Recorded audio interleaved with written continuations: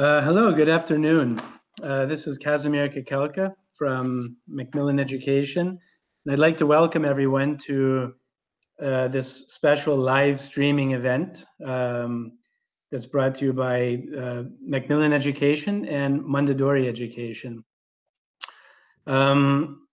This is the first of 4 events that we'll be having this week and next week in lieu of our Macmillan Days events, which we would have.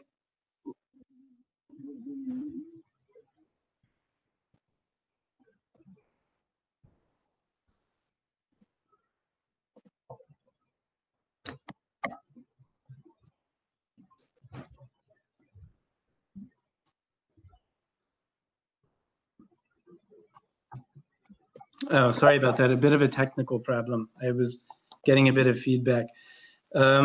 Anyway, this is the first of 4 events that we'll be having in lieu of a Macmillan Day due to the outbreak. So I'd just like to thank you all for finding time to be here with us. I'd also like to thank David for being with us as well. David, like yourselves, is a teacher. And he's had to find ways to continue his lessons in a digital environment like the rest of you. Now, before I pass you over to David, I would like to say that I'll be speaking to you about 5 minutes after he finishes. I'd like to discuss the other webinars that we'll be organizing, along with how you can get your attestato. And then there will also be some information which you can download. And so I'd like to explain how you can get that. David will be talking about teaching teenagers, and he'll be explaining how you can do that in today's changing world. And he'll be also bringing in some content from his new work, Gateway to Success, which is a project that he has worked on with Mondadori Education. So without further ado, I'd like to pass you over to David Spencer. Thank you, David. Okay, thank you, Casimir. Thank you. I hope you can all hear me and see me. Of course, we do have the chat box today. So if you can see me and hear me fine, then do put a quick yes in that chat box. You might see the name Gemma Martin there instead of my name at the bottom. That's because I'm using my wife's computer, and she has just helped out. We've had a few technical issues, but I hope that everything is working perfectly now. I think a day like today, I must begin before talking about teaching English, just to say how we're all thinking about Italy, and Spain is unfortunately in a similar position to you at the moment, and we're all just hoping that we're going to get out of this nice and quickly and staying positive. And I think today the idea really. I had a talk prepared and I should be in Italy now, but of course that hasn't been possible. And things have changed before I could give my old talk. And this talk is really almost completely new because I'm really, like you, trying to react to a new situation where we are teaching in a slightly different way. So I'm going to be talking about teaching online a short while with very limited experience and very limited expertise. But I'm going to try and do the best that I can, which I think is what we're all trying to do at the moment. Now, I'm going to do a few little activities to begin today, which would be perfect in the classroom, but I think also that maybe we can adapt them to teaching, maybe using different things like chat boxes, like our chat box today. So the first activity is a game, and I'd like you to actually have a go at this in the chat box, because it is a game that we can play remotely. It's a very simple vocabulary warmer. And usually I would play in pairs and in teams, but you're going to play it individually at home, and I think it should be fun. Let's have a look. The first one, the first to 10. Can you write in the chat box, the first thing there, 10 things that are usually read? Okay, can you think of anything that is usually read? And if you can, then just write it in the box. 10 things that are usually read. We've got a short while for you to think now. Thinking time is always a good thing. Things that are usually read. Can anybody give me something? Cherries, apple. Yes, perfect. Strawberries. Anything else? Apples is good. Blood is red too. Tomatoes. Yeah. Roses. That's nice. Yes, very good. The heart is red too. Excellent. Okay. What about the next one? 10 things that you can usually find on a beach. What Ferrari is a good answer. Renato, Ferrari is red. 10 things that you can find on a beach. What can we find on a beach? These are very good answers, by the way.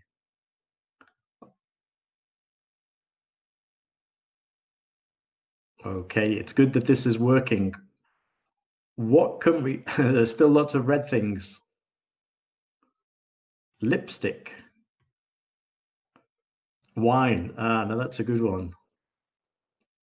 Right, so we've got sand, pebbles, shells. Okay, towels, people. Yeah.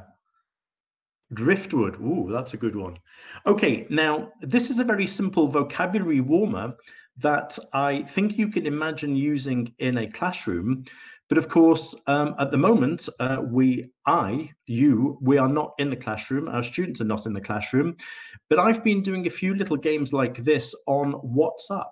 And if you can use WhatsApp or any chat box, then I think it's an interesting activity where you can do the same thing that we would normally do in class, but we can do it remotely at a distance. Very simple warmer. Okay, I'm going to give you another little warmer, which is a new thing that a new game that I've discovered, and it's called Testing the Teacher. And I've really enjoyed doing this in class recently. There are different ways to organize this vocabulary game. 3 different ideas for you here. Okay. For example, each student can write down 3 words that they have learned in the last week, or the last month, or the last unit. Or the students could write down 3 words beginning with the letter T, for example. Or they could write 3 words from a lexical set, for example, types of transport. The students write down these words, and then what you do is you can play one of 2 different options, or in fact, I'll give you a third option using a chat box remotely, distance learning. The first way that I use this in class is that I ask the students to define their words as quickly as possible. You give them 2 minutes and you have to tell them the word that they are defining. And so it's a race. The good thing about this activity is that it's a race between the teacher and the students, or rather not between, but together. You are working together with the students as a team. And I think that's quite a nice dynamic for a game where you are working together. The other possibility is that, for example, you have 20, 25 students or 15 students. Each student has to define 1 word, and you use your stopwatch on your mobile phone to see how long it takes for each person to define 1 word to you. And again, this is a game that I, in fact, am going to play tomorrow using WhatsApp, where my students will have to write a definition in the chat box, and I will have to say which word it is that they are describing. Let's see if we can actually try an experiment to see if this works in this chat box here. I would like you to define a word, let's say any word connected with sport in the box, okay? Let's just do 2 or 3. If you can write in a definition of a word connected with sport, I'm going to try and guess your word. Okay, let's see if we can do that. Just one or two examples. By the way, the other examples for jellyfish were good. Yeah, I like that. Deck chairs is nice too. Okay, so the first 2 or 3 people to write me a definition, and I will try and identify your word. Let's go. I'm looking at the chat box. Let's see. The person who checks that the rules are respected in a match. That's a great definition. Thank you, Angela. That would be a referee. That's the first word. Very quick. Very good. Referee. I suppose it depends on the sport, right? Because it could be an umpire. An object on your hand to catch balls in baseball. So it would be a baseball glove, right? Yeah. You use it with a racket. I suppose it's a ball. It could be a shuttlecock. Round, made of leather, black and white. I hope it's a ball. Is that a ball? Right, you get the idea, okay? Thank you for your definitions. Those are great definitions. Now, you can see that in the small space that we have in a chat box, we can still do this activity, okay? So if you do have an access to a chat box with your students, a little game like this would still work, okay? So it's not the same as doing it in class, but it still works. The idea is still the same. The practice is still the same. The amount of language that we're getting is still the same. And we're just doing it through a different medium, okay? So that's, again, just another simple little game that we could use, usually in a classroom, usually nice as a warmer. But today, the way that I'm adapting my activities is that I'm actually using this little game online. Now, a third game before we look at something else. This is always a great game, I find, for fast finishers, okay? But again, we could use this as a game to use in our chat boxes, where we simply give a word with 4 letters in English, and we ask our students to change the word 1 letter at a time, okay? If you look at my list, I think this should be quite clear and easy to follow. You can see that we've gone from rose to rise, from rise to rice, from rice to nice, nice to mice, and mice to mile, okay? So you can see that what's happening is that we are simply making a chain of words by changing 1 of the 4 letters at a time. And it can be any of the letters. So it could be the first letter, second, third, or fourth. And this is a nice activity because students can spend ages trying to keep on doing this chain of words. If they find it at one moment difficult to continue the chain, they can always go back and go to the previous word and try and continue from there. Right, and without asking anything, you are brilliant students because you're already doing what I wanted you to do now. Michela, I hope the pronunciation is right, has gone from mile to milk, whereas Olivia has gone from mile to Nile. And from Nile, we could go to file. And yes, so we've got nice, which I hope is talking also about the activity. It's a nice little vocabulary game. It works very nicely, as I say, for fast finishes. When we do activities in the class, somebody finishes early and they get bored. This is the type of activity that we can give to students to keep them busy.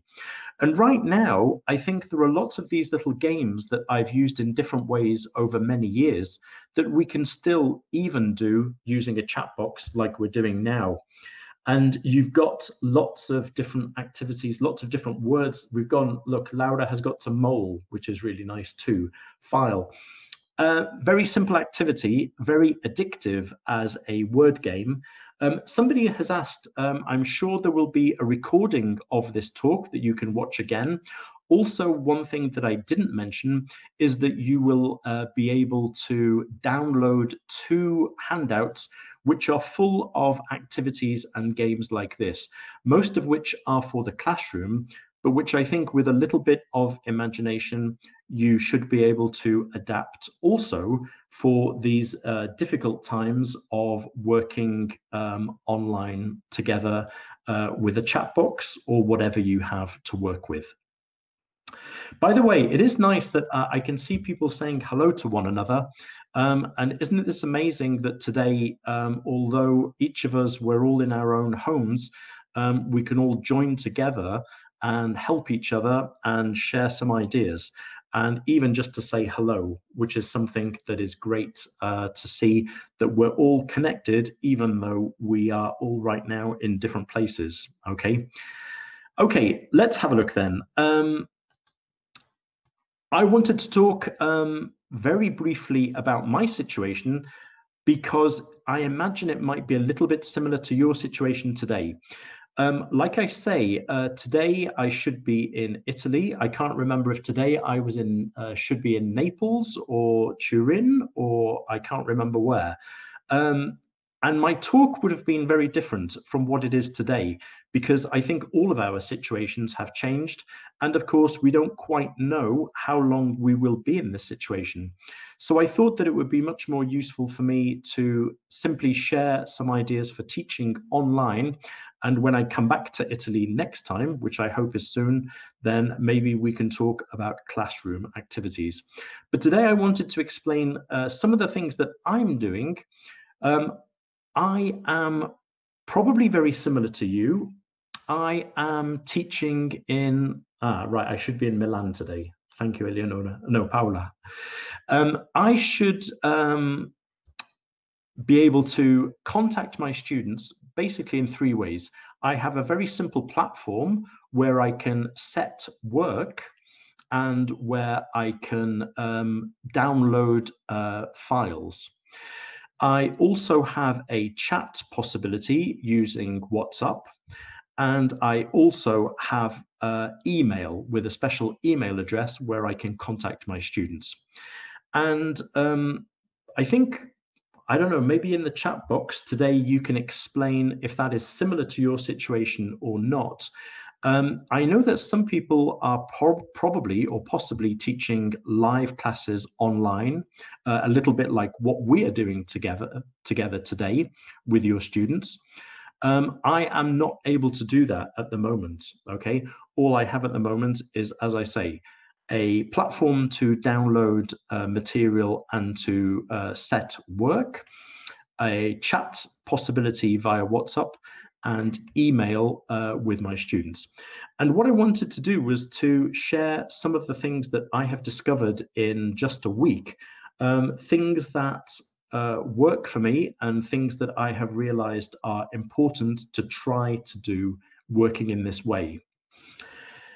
The first thing that I think I have realized is that we really have to be very careful about breaking down work into small units, so that students know, if possible, each day what they have to do. I think the first few days I was giving lots of work, but not helping the students to realize how much they should do each day. And I think probably the main thing that I've learned is that I need to break down all of that work into smaller sections. And really, when you think, that is the same as what we do in the classroom. One of the teacher's job is we have lots of material and we have to decide how much we do each day. And it's a key part of our job. It's also a key part of a good course book.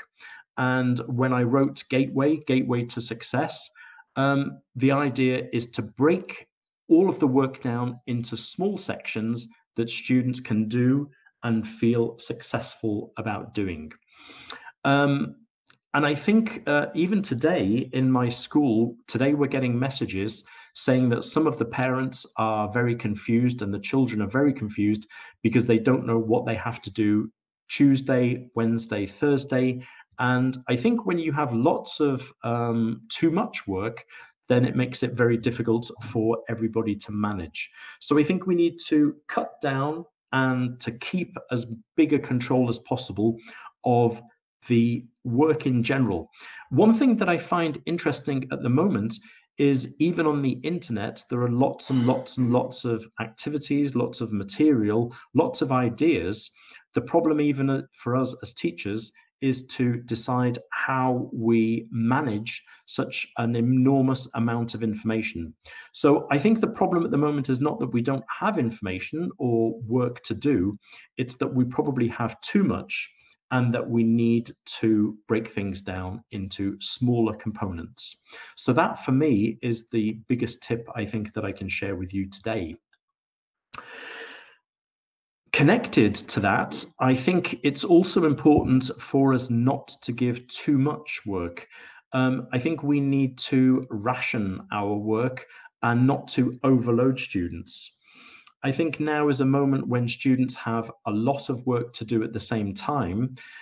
They probably have lots of work in lots of different subjects. If your students are like mine, they're for example, 15, 16, 17-year-olds, they're getting work in maths, physics, chemistry, history.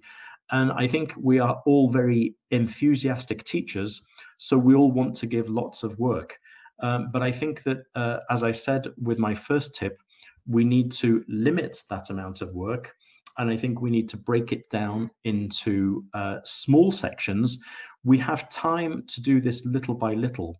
And the important thing, similar to vocabulary revision, I think the important thing is to do small amount of work regularly than to try and, for example, try and do a lot of work on just one day. So let's break it down and let's not give too much work at the same time. I think that it's obvious that at the moment, when we talk about online teaching, if we don't have access to video lessons and to live video lessons, then I think it's easier to talk about practice rather than presentation. So I think it's easier to get the students to read, to listen, to write, but it's difficult right now maybe to teach them lots of new grammar or lots of new vocabulary. And that is going to be important then in terms of the things that we set our students. I think there is lots of practice that we can give our students, and let's concentrate on that right now rather than worrying about giving lots of new information. Once you have maybe a possibility to be doing live lessons, to be doing recordings of video lessons, then I think we can talk about presentation. But right now is a very good moment actually for all of us to do practice, which is always in English one of the most useful things. Now, I think what is interesting at the moment that I am finding is that my course book is as useful as always. Maybe in some ways it's even more useful. There's so much that we can actually do still using the book online and using it at distance. One of the things that maybe happens to you is that I do the reading in the student's book, but I often find that I don't have time to do all of the reading exercises in the workbook. And so at the moment, I find that I've got lots of practice to give my students, simply looking back at the workbook and finding reading exercises that we didn't do so far this year. So we can make the most of that workbook. Usually with a course like Gateway to Success, we have lots and lots of material, and sometimes we don't have time to do it all. Right now, I'm very grateful that we have all of that extra work because it gives you the possibility to still have extra exercises without having to look anywhere else. And so I think then we've got the possibility of using those extra reading exercises. Now, and one thing I'm going to talk in a second about Gateway to Success, which is even better prepared than Gateway 2nd edition, maybe in this aspect. You probably know that if you do use Gateway 2nd edition, the students have the code. I have one probably here, but in the inside of their book, they have the code, which I'm sure all of your students are already using. Yeah, where they put the code into the the website here, and they have access to all of the listening files, which of course is a great thing to do right now. Today, in fact, I had one student who did a listening exercise, and he hadn't realized, of course, he said, should I listen twice like we listen in class? And of course, I said to him that the good thing about being at home is that you can listen as many times as you like. And obviously, this is something which is clear, but even the student hadn't realized that working in this new way does allow, in many ways, more personalized practice. The student who understands everything the first time only listens once. But if you have a student whose listening is not very good, right now at home, encourage them to listen as much and as many times as they like. So we actually have the possibility of slightly more personalized practice at a moment like this. The next thing to mention, of course, is writing. Then in writing, of course, is a great thing that you can practice individually. Again, it's something that often in class time, we don't really do because it doesn't seem like a good use of the time when we're together. But of course, right now, writing is a perfect thing for students to be practicing. And we'll look for a second about how we can correct writing in different ways at the moment. The one thing that I would say, and I will say this again, I think it's really important for students right now to keep a record of everything they can do so that when we come back to school, they have a very clear evidence of all of the things that they've been doing throughout these weeks. And I think having all of this evidence will be really important. And I'm encouraging my students to make sure they have a folder where all of the work they're doing at home, they should keep it. Or if it's on the computer, keeping a document, a file, an archive of all of their work. Tomorrow, my first certificate students are going to do some speaking practice. They're going to do a photo description, and I've simply instructed them to make recordings of them doing the 1-minute activity. They should do it once, and then, of course, listen back to their video recording or their voice recording. And this is something that students, we don't usually do in class. But again, this is a perfect moment for students to do that, for them to record themselves without any pressure at home, to listen back to it, and to try and think how they could do it better. And then ask the students to do exactly the same task the second time, possibly even a third time if they want to. And again, to keep that recording. I'm not asking my students to send me voice recordings or video recordings simply because the files are going to be too big, too many of them, and it's going to be difficult for me. But the important thing is the process, not the actual fact if you're looking at them or not. And if they record those things, they can always show them to you at some time in the future. Now, another simple activity, which I think is a really useful thing to think about, is that in many books like Gateway and Gateway to Success, we have little speaking activities, maybe at the end of a reading text or at the end of a listening exercise. And what I'm asking my students to do is, instead of speaking, simply writing 3 sentences with their own opinion. You know, so if you're looking at Gateway, for example, Gateway 2nd edition, a book like Gateway, at the end of the reading, it says, what do you think about the text? What do you think about the person in the text? Instead of doing that speaking, 3 sentences with a personal reaction, and then they can send you that very brief response to the text. And you can just check by reading it that they have read the text or listened to the text. So when we look at our course book, let's remember that although speaking interactively is difficult, speaking exercises are still possible to use. We just need to adapt them. And I think in this period, what we're all trying to do is to adapt to these new situations and try to make the most of what we already have.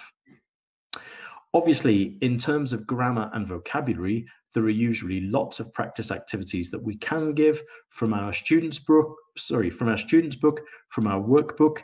And again, if you're using Gateway and if you use Gateway to Success, you'll have access to lots and lots of extra worksheets that the students can use and that the students will have access to. And talking of which, of course, one of the greatest things at the moment about Gateway to Success, is we have these flipped classroom videos. Now, I've talked about the flipped classroom in a special webinar that I did for Italy, I think last year or even maybe 2 years ago. And if you search on Google, on YouTube, or on the Mondadori page, I think you should be able to find access to that webinar that I did about the flipped classroom. But I think the flipped classroom is more useful than ever. Basically, the students have access to those videos where I am explaining the grammar, and it really is a bit like having a teacher at home. So make the most of those. Again, the students have access to those from the Student Resource Centre, and so get them to watch those videos, just to even refresh their memories about old grammar lessons that you have already taught. And basically, we've got the Student Resource Centres and digital students books, which really, of course, are helping to make life easier if you can use those things. Now, I just wanted to mention, this is just very quickly, as Casimir mentioned, I think he'll mention maybe later, Gateway to Success, which is about to come out. Luckily, Gateway to Success is precisely a book that is responding to the current needs of our students. And if you look at the covers there, you'll see that the books have an incredible number of videos. And of course, videos right now are something which are extremely useful for our students at home. The more videos they have, which are appropriate to their level and to their age, then the more listening practice they're going to get and the more input they're going to get. And also, if you look on the front covers there, with the Mondadori, the Hub Campus online learning site. Now, of course, books have been involving and including these things for some time now. And I think that these things are going to become more and more important, as we are seeing exactly now. So I think this is a moment where the more access that the students have to video, to online learning sites, if they have access to special material using their smartphones, I think that we're discovering a new period where these things are not just optional extras, but they are something that courses like Gateway need to include, so that students do have access to all of this material when and where they need it.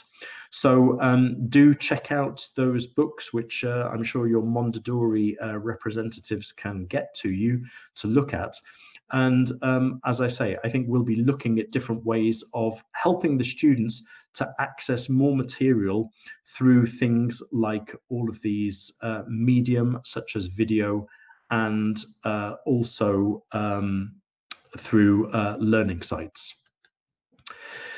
And as I said before, using Gateway and using Gateway to Success, you've got access to all of these flipped classroom videos where the students are receiving simple, short grammar lessons at home.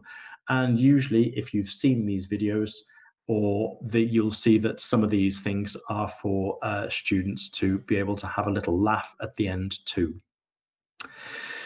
Okay, so any book, and I think that's what I'm finding at the moment, is that any book needs to make sure that it breaks things down into sections, and also giving training to our students, also for exams, which are becoming more and more important to all of them now. Okay, now, next tip. As I mentioned before, I think that with online teaching, if our students are all working at home and looking at all of these things, doing all of these exercises, then I think that what we need to really remind the students is to keep a very careful, clear record of all of the things that they are doing. And I think this is useful for them because we might need this for evaluation before, as I said. I also think it's very motivational for students to realize that they are doing still lots of useful and important work. And I think right now, where students are alone, this is where we need to remind them of the things that they are achieving. And I think by keeping what we call a portfolio, which is something that began with the Common European Framework, they actually recommended keeping a portfolio of your work. And I must admit that until recently, I didn't particularly do this in a structured way. But right now, I think it's really important for students to keep records of what they do so that they can also see their own progress and see all of the things that they are doing still constructively, even though they are working at home. Okay. By the way, if there are some questions, I can't really see them and the talk at the same time, but help me afterwards, remind me if you have any questions later to ask me. Now, I think that if you do have the capability of having some form of chat, whatever way you do the chat, what I'm discovering, of course, is that I'm using the chat, of course, in English as much as possible. In fact, my students are quite high level. So this year I have B2 and B2+. But from the beginning, 1 or 2 students were sending me messages in Spanish. And of course, this is just a great opportunity for practicing real, functional, transactional writing. And I am totally convinced that in the last week, most of my students have written more in English, probably, than in the last month, because every single message to me and to each other has been written in English. And this, you might agree or disagree with me, but one thing that I am trying to do is to make sure that my own messages are in correct, complete, full English. Now, what I mean is that often when I write to my friends in English in WhatsApp, I write in a very short note form, probably using contractions, but things like the letter U instead of the word you, which I think is totally fine. But I must admit, at the moment, I've decided purposefully to try and keep my English as complete as possible, simply because when we all come back, we're still going to want our students to write in complete, full English. And that includes sort of like all of the spelling. Because one thing that I've realized is that my students do type very quickly and they make lots of typing mistakes, as we always do. But maybe because it's because I am a trained English teacher, I'm trying to keep their English as complete and as correct as possible. I'd be interested maybe in the chat box if you agree with that or not, because I'm not sure if I'm doing the right thing. But I think for me, I think at a high level, I want my students to still write as correctly as possible. And so to do that, I'm also trying to maintain my own standards. So to try and continue to write in complete, correct English. Obviously, if they're chatting to their friends or to English friends, they can write any way they like. But I still try and, with me, I'm trying to encourage them, not insist, but to encourage them to write as correctly as possible.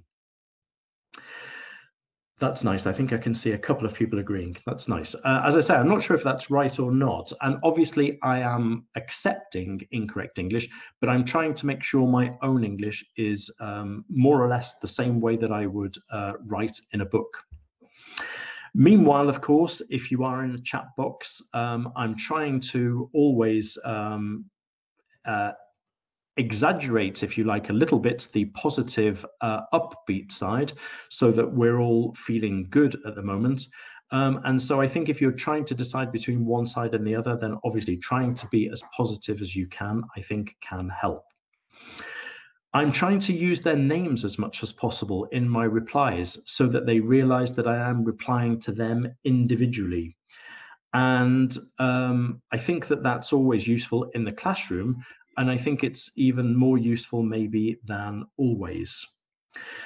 So yes, trying to be personal and trying to use names in my replies to them. And finally, I think that I'm really trying my hardest that as soon as anybody replies anything to me in a chat box, I am thanking them for replying. I'm discovering that, of course, in chat boxes, some people, as always, are very forward and are very ready to participate. Some people are, in a way, also still quieter. And so I'm trying to make sure that anybody who replies to me, I send them immediate thanks for their participation and for their replies. And when students are sending me any even small exercise with some work, I'm saying thank you for your hard work. Because I think this is a moment where the most important thing is for us to encourage our students to keep on learning. Okay. Francesca, that's a good question about evaluating work. I'll answer that now if you like. I think that there are different things. At the moment, I'm still correcting essays. They have the ability to send me essays, writing practice, first certificate essays, and I'm correcting them as normal and I'm sending them back.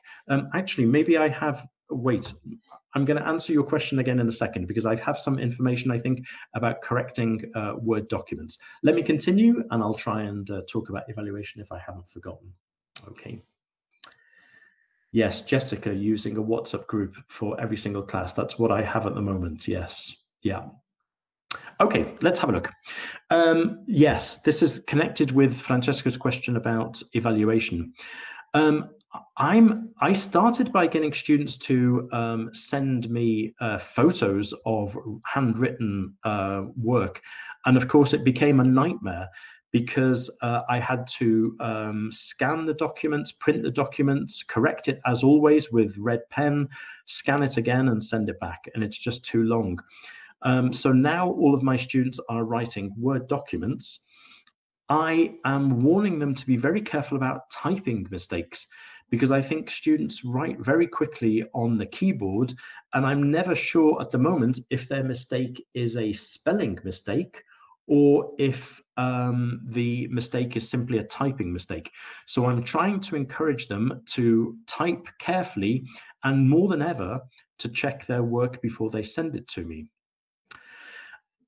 Secondly, with Word documents, of course, there are lots of nice ways that we can correct. And in fact, in some ways, I'm enjoying correcting with Word more than I enjoy with a pen.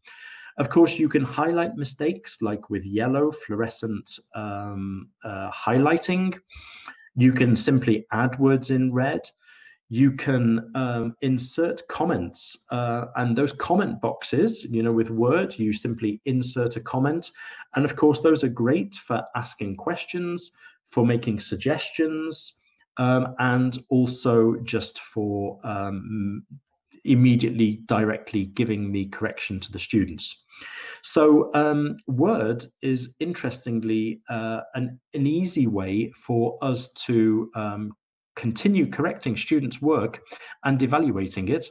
I still have my mark book next to me, and so I'm still filling in all of the students' marks for the work they do. And of course, in any Word document, then I'm always ending, as I said before, on a very positive note and simply thanking students for their work, thanking them for taking the time to do the work and to send it to me. Okay, so all of these Word documents that the students are sending, or even emails, I am keeping all of those as a record, and that will help me in the end by doing full evaluation. I wish I could read all of your comments at the same time, but I'll have a look at them later. And as I say, ask me some questions again in a second. Right, with Google Drive, you can also do the same. Yeah, perfect. Yeah. I think one of the interesting things is there are lots of different ways that we can do all of these things, which is great. And I think the important thing is to discover what works for you, to make sure the students know what they're meant to be doing, and little by little giving the students different pieces of advice so that they also find it easy to use whatever platform or medium you're using. One little thing, and I don't know if you would agree with me, I think you have probably been going you've been experiencing this for longer than me, but I do sometimes get messages at 10 o'clock at night, 11 o'clock, all sorts of different times. And this is easier said than done. But I think that maybe we all need to try as far as possible to keep to timetables and office hours. And actually, Alessandro's comment about everything taking too long, I know exactly what he means. And I think this is true, that we have to sort of try and limit our time, because we can't be 24-hour-a-day teachers. And I think explaining to students more or less sort of a broad range of hours to contact you is something that, unfortunately, in the end, we're going to have to try and get used to. And sort of I am coming towards the end, more or less, of my talk. But I think one thing that I have learned in the last week is that in many ways, teaching goes on in a similar way. In a similar way, because you are still the same person that you always used to be. Your students are the same class. What I mean by that is I have I teach part-time. I have 2 classes of 20 students. And online, one class responds to me much better than the other. But basically, in the classroom, one class always responded to me better too. So I think that this is a period when we can't necessarily expect miracles where a change classes completely and students change from one day to the other. And I think that's just being realistic. In some ways, I think there are differences, because you can sometimes have quiet students, for example, who respond in, or even loud students, who in some ways respond in one particular way in class, but when they are individual, they respond in a slightly different way. And some people respond even better, possibly, in this one-to-one medium. And I think the last thing is that your course book also is still the same. And I think if you found that your book was easy to use before teaching online, hopefully you still find it useful now. And maybe the opposite happens. So I think that teaching in many ways is more or less the same as before, but it is using very different channels. And that's the main thing that has changed. The other thing to say is, of course, that at this period, we have to try new things. And I think from what I can see of some of your chat boxes, I think that you're finding that, some things work, some things don't work. And if they don't work, I think this is an important moment where we have to be good to ourselves, that we're all learning, that we're all experimenting. We're all finding probably that we will do things very differently in the future. But right now, I think whatever you're doing, we're all trying our best. And although we might make mistakes, we're still working hard to do what we can.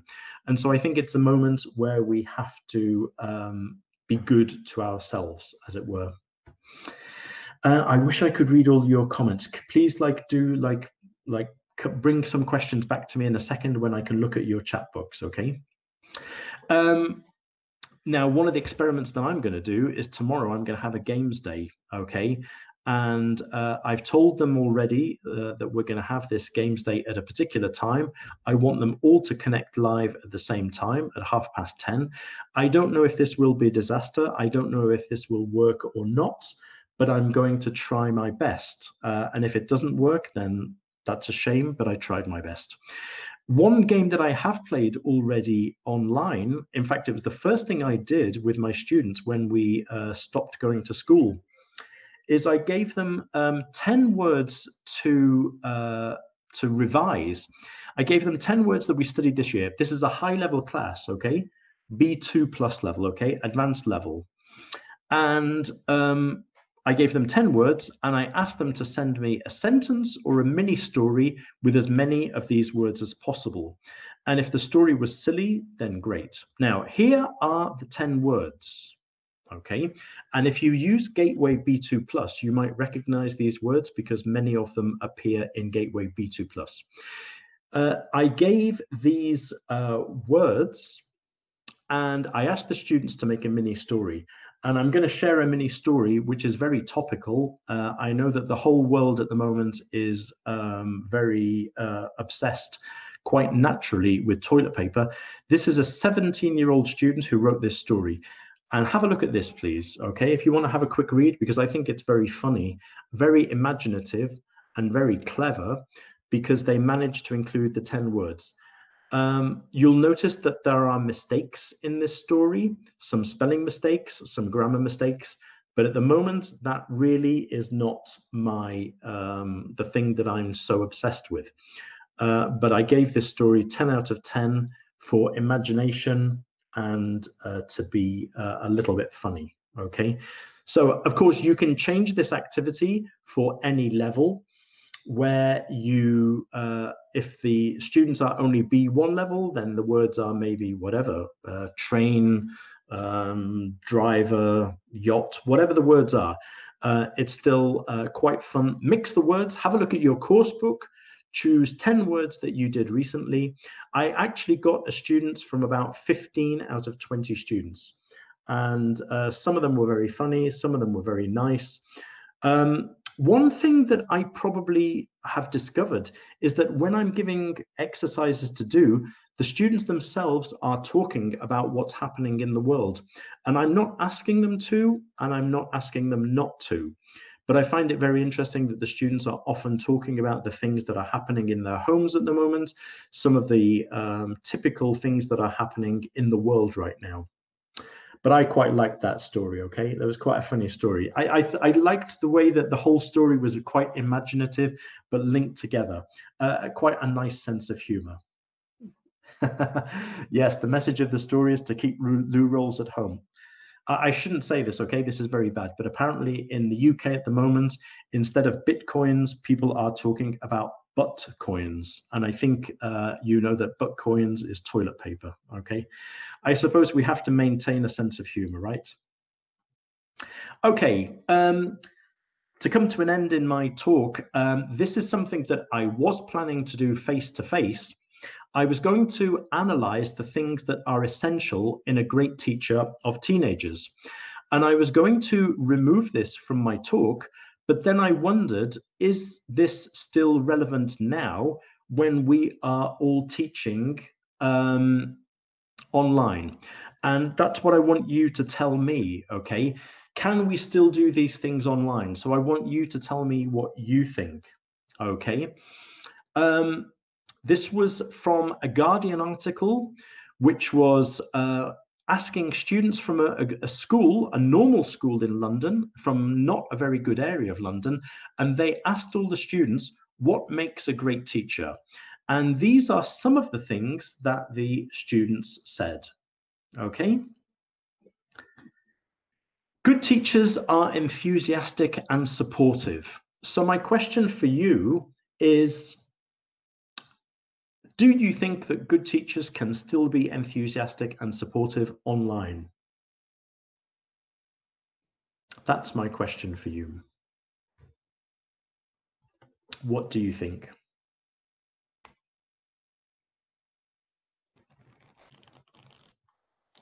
Let's see if somebody can answer. Can we be enthusiastic and supportive?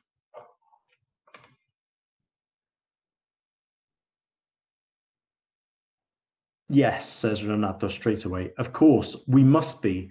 Yes, yes, of course. Okay, right. I mean, as soon as I read this, I was thinking, okay, this is in the classroom, but what about online? And I think that more than ever, that's our job, to be enthusiastic. So to encourage our students in whatever way we can in these difficult times. And supportive, I think more than ever, our job is to help our students as much as we possibly can. And at a time when many people can't work from home, I think teachers, we have a lot of work, but it's also quite a nice feeling that we can try to be supportive with our comments. It's not easy for us or for them, but we can try. This was another comment from a student. When you get a teacher who inspires and really cares about you, then it makes a big difference. Again, I think that online we can try to inspire, maybe by doing different activities, but I think that we can certainly show the fact that we care. And maybe right now, that's one of the most important jobs if we can do that, that we care that they are still working and making some progress. One student said, I never used to like maths, but our teacher is really passionate about maths, which is infectious. So being passionate about your subject, being passionate about English, maybe right now we can simply encourage our students to watch a series in English. Maybe we can encourage them to listen to some music in English. Even that is going to help them to continue learning English. So let's try and be passionate, as always, about our subject and try any way we can to transmit it. But of course, it's not just being passionate, it's about knowing how to put things across so that students are interested in a way they can understand. And for me, this is the way that, as I said before, trying to break things down into small bits, into small sections. And maybe the way that we transmit our subject right now, more important than anything, is to break things down into little manageable units. Really good teachers have a connection with their students. It's not like, hey, can I be your friend? It's small things they do, such as asking what you have next lesson, how your grades are, and how you feel you are doing. That adds up to getting a real connection. And I think even online, if we do have chat boxes that we can simply ask, just asking a question, how are you doing? How are you feeling? We don't want any intimate details. We don't want to be their friend, but we do want to show interest in them as people. Maurizia is saying something interesting about, yes, why they should learn the subject we're teaching. And in the case of English, of course, this is a critical moment, of course, for making students realize the use of English in the world. So basically, a good teacher then is somebody who knows their subject, has a passion for passing it on, and has high expectations for their students. And I think from all of the teachers that I know, we have these things and we try our best. And I think teachers are trying harder than ever to do our job. And of course, teaching is always a difficult job. I have here a photo of a great teacher, okay? And the photo looks like this. And I think these are all the things that we try to do in our classes. And if you look at them, I think they're probably quite self-evident. In some ways, we're like clowns.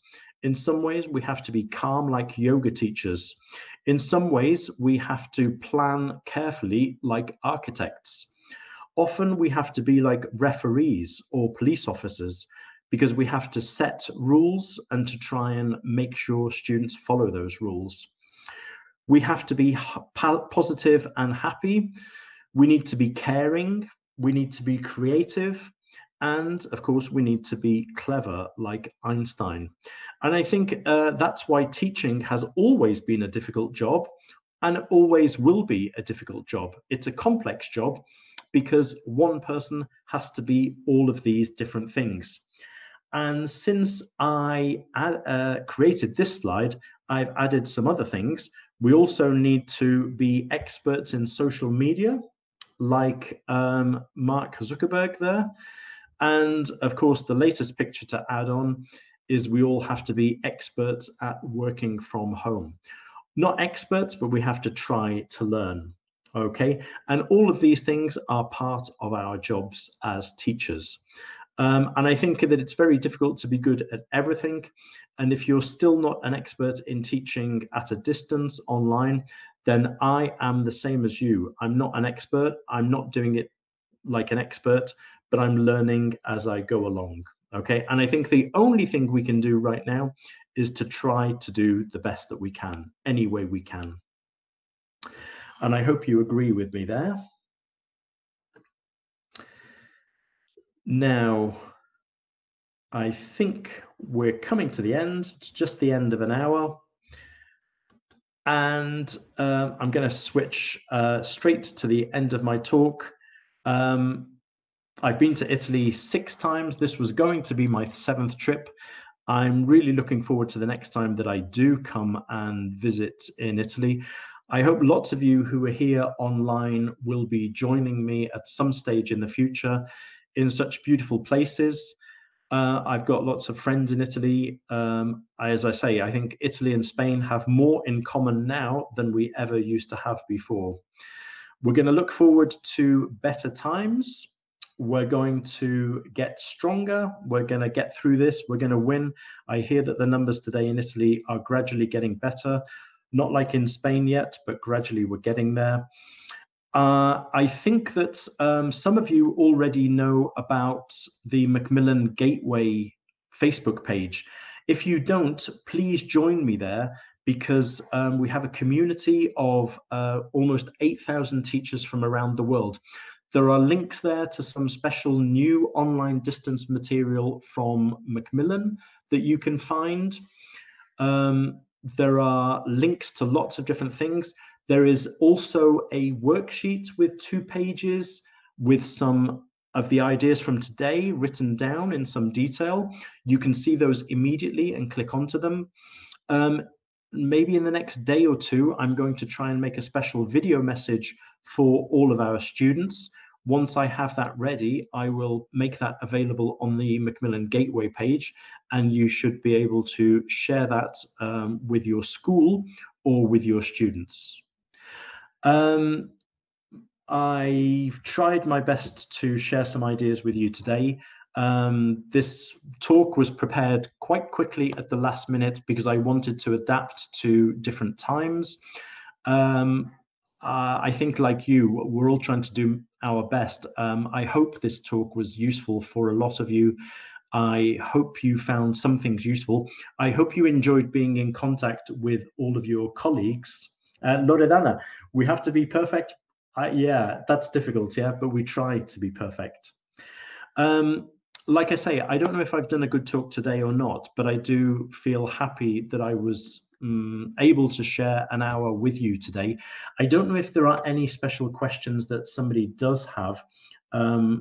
If not, you could always send me a question to the Macmillan Gateway Facebook page, okay?